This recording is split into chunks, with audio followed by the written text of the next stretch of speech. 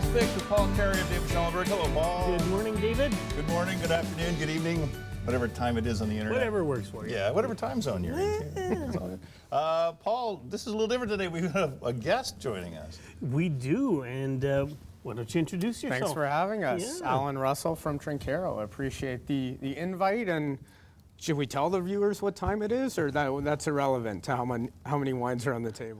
Yeah, let's keep that to us. I think, yeah, it'd be the best thing. It's somewhere between, It's light brunch. out. It's light out. Yeah, that's true. Yeah. It's light out. We can admit at least that Blew much. your cover. Allan, you're visiting us today because we have something very unique. We've got what's known as consignment wines on the table today. So before we get into it, the first wine that we want to try is a Chardonnay. So we're going to cover Trinchero, we're going to cover consignment, we're going to cover a whole lot of details, but the worst thing is, of course, when we're just sitting and talking and not drinking when there's wines on the table. So tell us about this first wine that we're going to try. Well, I'll tell it as I'm pouring it because you got a short pour here. Yeah, I hate when that happens.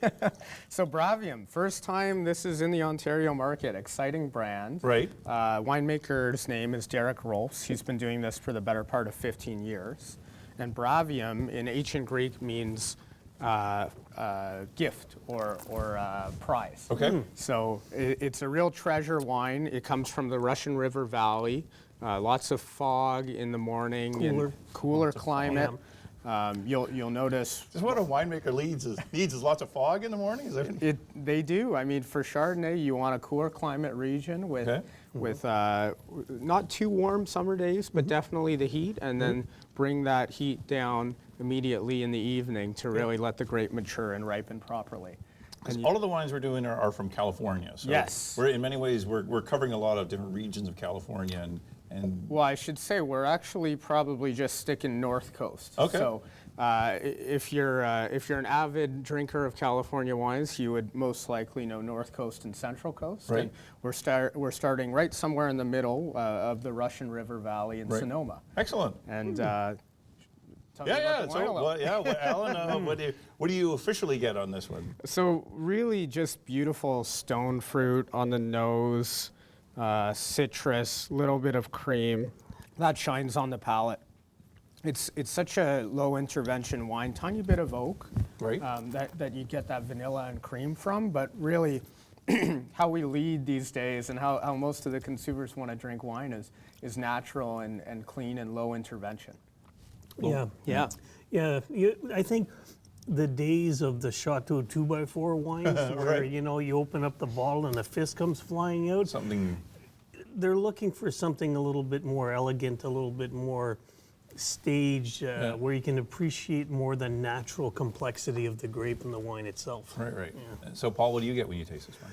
I get very happy. I get right off the bat. I found a lot of pear and a lot of green apple to it.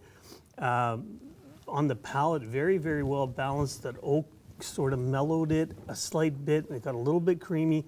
Vibrant acidity. Yeah. Love the zingy acidity, and the mineral qualities too are absolutely phenomenal. Not to make any comparisons, because I know you can't really compare one region to another, but for people that would be interested or would be sort of a Chablis drinker from Burgundy, this would kind of fit into that sort of Grand Cru Chablis style. Okay. Fantastic. Yeah, I think the winemaker, Derek, would appreciate that because Okay, all right. they're going for that traditional style. Good. Really, all of these wines are traditional style winemaking practices. French oak, Made in California, but with traditional Exactly. old world style Yes. of making them. Yeah, and I should mention, Derek is actually part Cherokee, so the feather on the bottle ties back to his native roots. Oh, excellent. And it really is a prize wine. So Bravium was a great name for it. Wow. Yeah. My only note I also got was lemon. I got some lemon. Yeah. Citrus. I got lemon. Neither of you said that. And we have Just point now that I'm paying attention. Dave gets the prize. There was one more note that nobody else said. Should we give you a piece of cheese for that? Yeah. All right. So these are what's known as consignment wines. So these are wines that I guess the average person just can't go to the store and buy.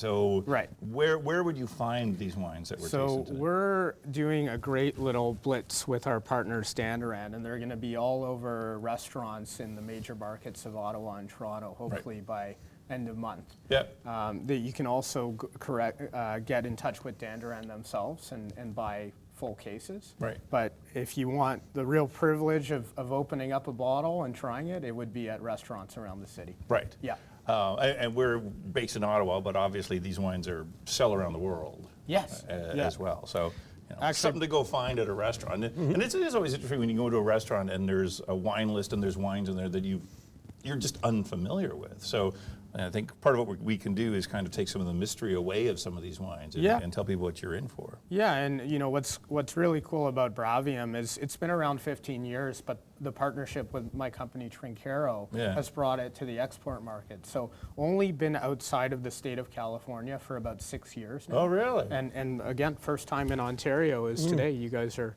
one of two. Wow. Yeah. Oh, excellent. Who knew we had a fine restaurant? Look at our beautiful table. Well, the table, yeah. Yeah. My mom made this table. Spared no expenses. Exactly. Okay, and food pairing. What do you suggest with this? I think we were, as beautiful as the cheese board looks, we were playing around with it earlier, and the fattier the cheese, the better here. Lots of acidity that shines through. Really any fatty dish with a lot of acidity from the wine would do quite great. And I have in my mind just an ahi tuna that I had last night. Fatty piece of fish, seared to perfection. Great wine pairing for Russian River. Right. Yeah. And the cheese we had it with was... The blue cheese, I think, yeah. Which is really weird because I never would have thought a Chardonnay and a blue cheese would be a thing. That the fun thing about pairing different wines, another style of Chardonnay might not work with it. Right. This one just happens to work. So it's fun to do that pairing that shouldn't work because sometimes it does. It really does, yeah. And Paul, what do you find the blue cheese did to the wine? I found for me, it brought out a little bit more fruit characteristics. The saltiness of the cheese sort of accentuated again the acidity, which is something I always look for. But it didn't beat the wine down to the point where you lost fruit at the end. I mean, the cheese and the wine both stayed harmonious right through from the beginning to the end. Yeah. And that's ultimately what you're looking for. Yes. Yeah. All right, Alan, we got a second wine sitting here. Neyers. Neyers is some of our best, guys. We're real privileged to be drinking this today. Okay. Carneros region of the Napa Valley. This is definitely the most traditional style. Oh boy. Yeah. Okay, we both did the same thing. Yeah. So this is still a Chardonnay. Yes. Warmer climate, Warmer in the Napa Valley, but Carneros, you still get those perfect foggy days that really do help keep that temperate. The ocean is right there in the bay that brings in those winds and cools the region down at night. This is from our winemaker and partner Bruce Neyers, who's been in the industry a long time. He used to work for Kermit Lynch back in the day, and was lucky enough in the 90s to purchase a parcel of land in the Napa Valley, which is kind of unheard of these days. No kidding, yeah. And ever since, he's been selling great wine. Right. His partnerships with traditional French wines led him to make something that is just very, very French style. You get the bread characteristic right off the bat here. Yeah. Lots of beautiful butterscotch cream. That's what it is. I was trying to place what that is. Yeah. You're right, it's butterscotch. Paul, you're admiring the color of it, I saw too. Well, no, and I think we were all admiring the legs on it at the same If you time. take a look, though, you can see where the oak influence is, so the wine's going to look darker than the one that we had prior. Yeah. So that usually indicates that it's spent some time in barrel. Right. Usually, Yeah, perfect characteristic of it. It's 100% new French oak. Right. What's really cool about Neyers is that they don't filter their wines. Now, that could change year over year if they have to, but they try to keep it very low intervention to really hold the quality and ultimately the secondary and tertiary notes of the wine. Yeah. Now these are both Chardonnays, so they're both the exact same grape, and yet they really taste completely different. Why are they so different? Well, you know it well. Chardonnay is probably the most diverse grape that we drink in North America, and you can manipulate it 100 times over. Yeah. It does best when it's brought to life in a low intervention capacity, and French oak is the perfect complement. Yeah. Compared to American. American is a little bit tighter grain, or a little bit more sweeter on the palate. Yeah. French is a little bit even keel, just a beautiful complement to Chardonnay at its finest. Yeah. All right. And a food pairing, what would you suggest with this one? Something a little bit lighter here. What did we call this guy? The Mouton Noir. I'm going to take my chances with that. French cheese with French style wine from California. Yeah, I like how adventurous you are. let's see what this does to the wine here. I'm going to need a little more wine, I have to admit. You guys are professionals. Well, everybody has to be good at something. Paul and I have figured out what we're We're good at. still looking. Yeah, we're trying. In the meantime, we'll keep trying to perfect it. I really made the wine creamy. Yeah, I really get like a beautiful nuttiness, hazelnut there. The butterscotch is gone, and it's all hazelnut now. Yeah. Yeah. What do you think? Would you? I like it. I like it. The style's definitely very much French, more Puligny Montrachet kind of style. So a little bit bigger, fruit forward, but there's a definite oak influence to the wine. But that's not a bad thing. Yeah. In this case, again, it's balanced out with the flavors of the fruit. There's this like battle in California, I think, with oak over the years. And, some people will just stay away from Chardonnay. At this price point, I don't think you can go wrong. These wines are top of their class. Right. They use the best oak, all French, and it really just makes the wine shine. Yeah, and that does raise a point that these wines that we are tasting are sort of luxury wines. These are high-end wines. These are wines that you do have to seek them out. Yes. And when you find them in a restaurant, these will be a couple of bucks to buy. They will be a couple of bucks, Yeah. All right, that's the whites. Time for some reds. All right, back to Bravium. Right. And we have a really cool region to talk about in Anderson Valley. What do you know about Anderson Valley? Yeah. I like Anderson Valley. I like is, to me, sort of the best of both worlds because you've got the cool and you've got the warm. Yeah. So they can do some pretty funky things. When you're making the vintage wines in this region, I find the wines can vary quite a bit from vintage to vintage, but they never lose their complexity. They just turn out a little different each time. So you're rolling the dice and you're always coming up with 7. Yeah. So it's How can you go wrong? how can you go wrong? That's right. So now we switch to a Pinot Noir. Yeah, so Pinot Noir from Anderson Valley, I always love it when Paul does that. Sorry. which is from Mendocino County. So we're now going slightly north of where we started in the Russian River. Right. Slightly higher elevation. Pinot Noir, out of all the grapes today that we're tasting, do best in the coolest of climates. So you think of Pinot Noir, of course, in Burgundy. And Anderson Valley is a great region to talk about because it's so seldomly found in Ontario. Now, is that because it's exported to other areas, or there's not a lot? Good made? question. Yeah, Russian River Valley is about 5 times larger. Okay. Don't quote me on that. I think 4 to 5 times larger. And Anderson, I think they really do keep the good stuff for themselves. As they should. As they should. It's also a lot of small producers. It's a lot of small producers that sell locally. We're lucky enough to be tasting these wines because of my company's ability to get out to the export market. And that's what makes them so special. We don't see Anderson a lot. So any Pinot Noir that comes from there, I very much suggest to your viewers to try to seek out Anderson Valley on the shelf. As just a region, so are there more than one producer? Like how many producers would there be in that part? I think the biggest one, the one that consumers would be most acquainted with, is probably from Duckhorn. Right. And they have a SKU called Goldeneye. Yeah. Bravium is definitely not small for the region. Right. But it's very hard to find these wines in Anderson Canada Valley. especially. Yeah. So it's Napa and Anderson Valley are just so we're understanding, the different regions of California. Yes, so you have the Napa Valley, which is just globally renowned. Yeah, everybody knows Napa. Everybody knows Napa, and then just to the west of that, you'll have Sonoma. And then if you travel about half an hour north of Sonoma, you'll hit Anderson Valley. And back in the 60s, you'll be interested to know this was pretty lawless area of California. So Right. a lot of marijuana. In the 60s. A lot of marijuana was grown up in this area.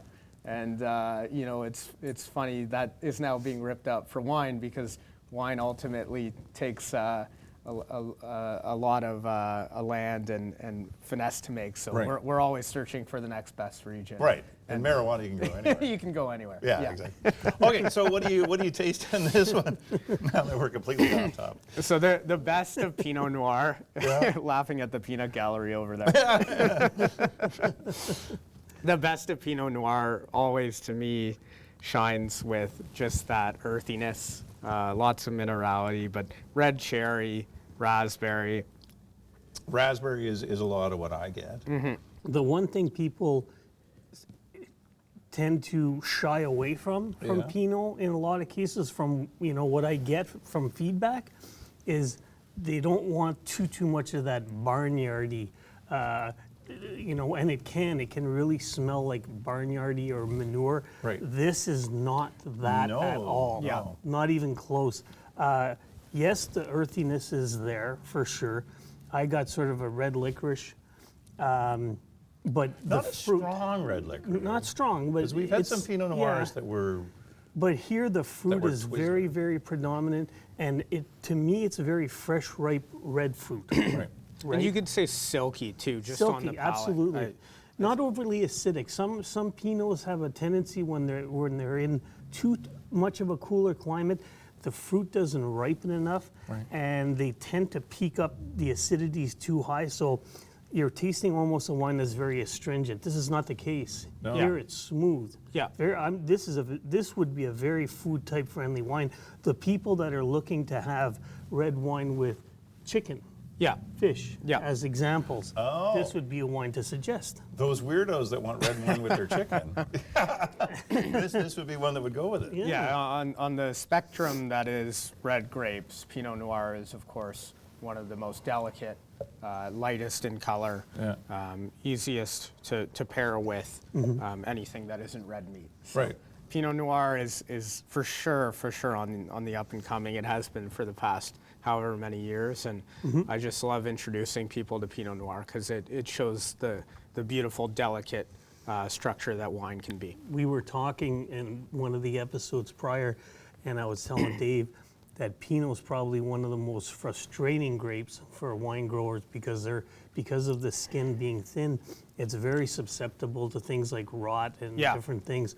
But again, in this region, they have the benefit of the climate, and the climate is just conducive to produce a fruit that will give you a wine of this elegance, of this quality. Yeah, and talk about the heartbreak grape, they call it. Yeah. Heartbreak. It really is the winemaker's struggle to grow Pinot Noir and bring it to the bottle in the best capacity. And like you said, year over year, it changes. Terrible to hear about all the climate issues that we're having this year in the Okanagan and how cold it's been in Ontario, because it's just, you lose half your yield when you go to frost. And right now in our crazy world, Anderson Valley is just the perfect climate to grow this grape in. Oh, wow. Yeah. Beautiful. Yeah. So, I mean, people always talk about different years of a particular bottle. So Yeah. with the Pinot Noir, is it one of the ones where you would there's a noticeable difference in this case between 2021 and maybe a 2020 will taste completely different even though it's from that same field? Yeah, the smaller the producer, the more interpretation a wine will have vintage to vintage, and the smaller the region. So Right. if you have a wine that you love from the LCBO that says California on it every year, it'll probably be pretty consistent. Right. But if you go more and more down to the region, Anderson Valley, Mendocino County, Yeah. then you'll be subject to how that vintage performed. And that's why wine is amazing to collectors, because the Absolutely. great vintages are, When you say vintage, you're talking about the year. of course, yeah. Yeah. All right, the food with this one, what do you suggest? You know, something a little lighter, maybe we try the Gouda? Yeah. Yeah? Yeah. Maybe. That might be on you there. Okay, I'm just, Yeah, you're the keeper of the Thank you. Somehow or other, my Pinot You got all become the drank. cheesemonger and the wine person. that's not a bad thing to do at whatever hour we're tasting this Yeah. wine in the day. Here, Thank you, pass it sir. down to Paul as well. Now, and as we go, the pairing with this one, I mean, we're talking about this particular cheese, Yeah. but, and Paul mentioned chicken as well. What would you suggest with it? Yeah, always lighter with Pinot, fish, something with definitely a tiny bit of fat to it, but you don't want to overcompensate. You can kill a wine going too much. Stay away from dark red meat. If you wanted to do, lamb, I think would be a great pairing in a softer way. Yeah, they really would be. Fantastic. With the Gouda, just, wow. The two just paired each other. They just locked up and just made real good friends in that glass in my mouth. I'll tell you that. Well, we already used the word velvety, so we can't use that one again. But but it Silky. Silky. Oh, there silky. you go. Smooth. Yeah, I mean these are also the ones where you just sort of want to have another Yeah. and just kind of sit This back is what and makes relax. you fall in love with wine. Oh yeah, exactly. When it is so smooth like this. And this style of wine too, I think for people that are not big red wine drinkers, but that want to start getting their feet wet, this would be a perfect example of a wine that, if you're out to dinner and you're traditionally a white wine drinker, but you want to experiment going Yeah. red, Yep. here. Try a Pinot Order Noir. a bottle of this. It's the gateway drug to red wine. Okay, well, I guess that's a perfect introduction to the last two that we have. here. Yes, now we're in with the big boys So club. now we have gone on from the gateway to the serious red wine drinkers. So we have two Cabernet Sauvignons to wrap this up. Yes. What's the next one? So we're back to Neyers here, which is really, again, some of our best. Right. We have, Look at the color on that yeah, one. Like, yeah. just Wish the we had a difference in side by color side. between the Pinot Noir and this Cab Sauv, it's gotten much darker. Now, have they gone, again, French oak Yes. with this? Yes. So Neyers doesn't touch anything but French. Okay, all right. We have a really special wine on the table here. And you'll get, I feel sorry for everybody out on the internet. Like, and our camera crew. yeah, I know. Well, Oh, they'll be here any no, second. don't worry. about that. The moment this Good. ends, this That's why they stick around. yeah, these bottles will not go wasted. Wow. So we just went from a little bit cooler climate, Anderson Valley, to the heart of winemaking in California, which is the Napa Valley. It's just bursting with dark fruit, beautiful, like delicate, what you can almost call like just toasted applewood. Toasted applewood. Those are three words I don't think I've ever heard put together. Should watch Jeopardy more. All right, Paul, what do you get on the nose on this one? You know what? I'm getting. What's the alcohol on this? Alcohol is not too crazy, 14.2. Okay. Yeah. I'm getting eucalyptus, mint, red Yeah, the currant. mint I get. Yeah. Yeah. Red currant. Okay, yeah, you did your magic on mint. I wasn't getting mint before, and now I get mint. Double mint gum. No. No, No. We're in a whole other level Yeah, here that's- on no, this. no. No, and this is eucalyptus, mint, currant. I'd say sort of need to like a top mine up ripe, again. ripe Okay. red fruit. Like And the tannin is just beautiful. I haven't even tasted Oh, it yet. I you gotta haven't get gotten into to there. that point. yeah, the tannins. Yeah, okay, we haven't gotten to the tasting yet, but you're right about the tannins. Where Oh, that puppy could sit for a while. Yeah. This wine is definitely worth cellaring, I'd say at least up to 10 years. Oh, yeah? Oh, yeah. What will happen to it after 10 years? It'll just, it won't be as, the tannin will be softer, so the wine will be much smoother. It's drinking fantastic There's a lot of right tannins now. Like my mouth is Yeah. puckered. It's drinking fantastic right now, but if you let that sit for 5 to 10 years, it's going to be smoother. Yeah. There'll be more fruit pronounced. That mintiness will kind of go away, and you'll get a little bit more of sort of a sweeter tobacco leaf, and that type of thing will start to come through. Yeah, the fruits will fade, and the secondary and tertiary flavors will shine. It's already a 2018, so Yeah, we're talking So- 2 years in barrel, French oak here. So the mouthfeel that you get from Napa, of course, is going to be huge. And these are wines to be paired with food. Oh my goodness! You know, Yes. to not have food when you're drinking this caliber of a wine is just a waste of time. It really is. Yeah. All right, well, what food would you suggest? I think whatever we got in this corner That here is steak, yeah. I think we'll that is there for a reason, yeah. don't mind my hands here. I'll grab I'm it. sure we'll survive. That's a bit of Thank you. good old-fashioned steak, and there's some good old-fashioned cheddar in there as well, which, because a lot of times when we think about what a Cabernet Sauvignon is, it is steak. Yeah, I think you're talking about one side of the aisle with Pinot Noir being light and delicate, to Cabernet being the biggest and the baddest of pretty much every wine growing region on planet Earth seems to have vineyards planted of Cabernet, and that there's a reason for that. It is an incredible grape with just a lot of structure. Yeah, and Allan's been suggesting and hinting also that all these different wines from different areas, if you would grow the same grape in every different region, you're going to get a different style and a different taste.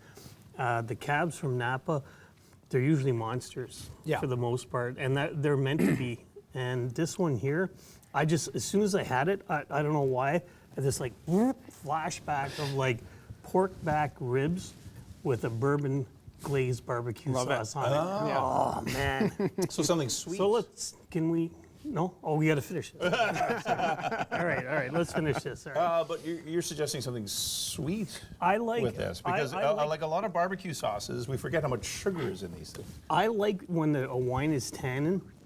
When the wine is tannic, I like to hit it with the protein, which would be medium rare to rare. But I like to hit it with a bit of sweet sauce on top, so that for me it brings out the fruit and pepper. So you got a back and forth going there. So you get a real. If you're gonna drink a big wine, you might as well have a big dish. Absolutely. Absolutely have and enjoy it. I mean make sure the couch is close to the table after something like that. Oh yeah. Well, if you're having in a restaurant, make sure you got to ride home. Yeah, or it's under the table. That's restaurants love that. They love that. Alan, I found when I had the steak and then went back to the wine, in a weird sort of way, the wine tastes like steak now. Yeah. I think that's helping it cut through the big fat tannin of the wine. They just blend together. If your food doesn't taste well with the wine, that's probably because it doesn't go with the wine. Right. Mm-hmm. So no shame there if you botched it and you have to throw your meal and make another one. But always steak. I should mention I'm from Calgary. Right. This is our wine. This is what the people out west love drinking because it's cold. Yeah. We get to pair it with a great piece of steak, and anytime you find Napa Valley on the bottle, you should be holding that wine as long as your mouth will allow you to go, and as long as your cellar will allow you to go. Napa Valley is such a prestige these days, an incredible region. Right, and so you're visiting us here in Ottawa with Trinchero is who you're talking about today. So tell us a bit of the story of Trinchero. Like who we love telling our story. That's how we sell wine. So Trinchero is a family-owned business. They've been around since 1948. Started from Mario and Mary Trinchero. Yeah. They were originally an Italian family living in New York, in you know, a time when New York wasn't so pleasant to live in. Right. Got a call from one of their family members saying, you should move out to the Napa Valley. It's beautiful out here. Can't deny that. Can't deny that. So they trucked their family out. They bought a winery called Sutter Home, which is not so well known in Canada, but incredibly well known around the U.S. and the world. And struggled for many years, and really had to fight tooth and limb to keep their business alive. They dumpstered out for bottles to For bottles? for bottles to make sure that you know, they could sell their crop that year, and they didn't have enough to pay for bottles at the start. You know, somebody asked one time why Sutter Home, why didn't they change their name to Trinchero? And they had this beautiful, you know, winery or barnyard style winery that said Sutter Home on it. Yeah. They couldn't change it because they didn't have enough money to buy paint. So Sutter Home they kept, and that's why that name means so much these days. And Now they can buy paint factories. yeah, I mean, you know, it's like winning the lottery thinking about doing business. And I shouldn't say that because there's been a lot of bad years in Napa and for winemaking in general, but the family is still very much involved in the business. Their 75th anniversary this year, which is a rarity in the Napa Valley, and they've done quite well scaling their business over the years. And Trinchero is both a winemaker and I don't see the word Trinchero on any of the bottles that we're trying. So these are our partner brands, and we're very lucky to be selling these great wines. Trinchero in the 70s created a wine by accident called White Zinfandel. I'm sure you've heard of it. Yeah. I'm sure most. Still wine by accident. very popular still in the Still very popular. Very popular. It was Zinfandel that they purchased from the Deaver Vineyard up in Amador County. Yeah. And it got stuck during fermentation, which means the sugar didn't completely go away. Okay. And you had this incredibly sweet pink wine that had never been seen before, and we didn't know what to do with it at the time. Okay. So they bottled it, packaged it up, and sold it to the masses, and lo and behold, people went crazy for it. And that's when their business really changed by accident. So it was a great story to tell, and yeah, the Trincheros have been in business ever since, and really one of their main mandates these days is to bring the best of each region to the masses. Is it always California? They have partners all around the world, growing in Italy, France. Provence is a big place for them, but most of what you'll see in Canada from us is California. Excellent. Yeah. All right, one more wine to go. Then we have to go back to reality. You guys have jobs? No. No. Oddly, both Paul and I are unemployed at the moment. So Mason is, a little spill on the white tablecloth. Yeah, that's what washing machines are for. Mason is a great and one of our smallest producers that we sell from the Napa Valley in Oakville. Yeah. This vineyard is called the Palessa Vineyard. Okay. It has incredible prestige, being directly next in Oakville to the Tocolone Vineyard from Robert Mondavi. Oh, really? Okay. And Opus Wow. 1. So if you have Mondavi and Opus 1 as your neighbor, that's pretty good company to be in with. Opus See, you 1. know the maps of California better than most of us. Opus 1, I just have to say this. They were one of the brainchild ideas of Mr. Mondavi Sr. and the Baron Rothschild. And they opened Opus 1 in California to do a Bordeaux-style wine. So they sort of, not pioneered, but they definitely brought a lot of attention. And it's funny because the rumor has it that the whole time, every time that the two of them would get together or they'd be on the phone, the Baron would always deal only in his pajamas. It's the only way he would do a deal. Must be nice. Yeah. How do I get to that? That's when you know you got a lot of money. It doesn't matter. Yeah, but that area of California, that land, that your neighbors are good neighbors. Wow. Oakville is incredibly prominent within the Napa Valley. And Mason is a tiny little producer. We're lucky to be getting to taste this wine. 525 six-packs produced. of this vintage. So Whoa. you're in very elite company. So if you stumble across this particular bottle, and again, like we said, these are all consignment wines. So you have to find these at good restaurants who have them on their wine lists. And a restaurant will a lot of times say, you know, this is something special. Yes. And sometimes you wonder if the restaurant's really telling the truth. But every now and then there is one that is absolutely amazing. Yeah, I mean, you know, we're just so fortunate to be allowed to sell this in our export team. Right. Like I said, most of the good wine stays within the state of California, and I don't think that's true for us. I think we try to push the envelope, and oh, there you go. There's a 6-ounce glass. Yeah. And, Okay, so on the nose, what do you get with this? so this is a little bit more American style Napa. You're going from incredibly traditional in the case with Opus One pioneering that effort to a little bit riper fruit. Incredible complexity here. It's important to note that you never get a simple wine from Napa, but I get a little bit more dark chocolate. Like baker's chocolate? Yeah, baker's chocolate for Yeah. sure. I know what you mean by baker's chocolate. So not as sweet. No. No. Like almost like a 90% cacao, 85% cacao style, yeah. Yeah. Yeah. And sometimes when I think of what I want in a Cabernet Sauvignon, it is that Yeah. chocolate, but not sweet chocolate. Yeah, and you know, I don't know if we're telling prices here, but I hope when it gets on some menus, this is just incredible value for the Napa. Mason is really just a special wine that we get to bring to this market. Right. Yeah. And the pairings of this one, what do you think? Oh, you have to go big here. Bison steak. Yeah. Talking to an Bison Alberta guy, steak. I appreciate that one. Yeah. I knew you would. Bison steak or It needs Yeah. a lot of astringent fat to it to help cut through that big tannin. Right. Wow. And what will that do to it? It'll just round it out. You know, if you tannin, I'm sure your viewers know, but if you don't, tannin is when you just get that huge mouthfeel. It's like the grape skin, you know, rubbing against your cheek.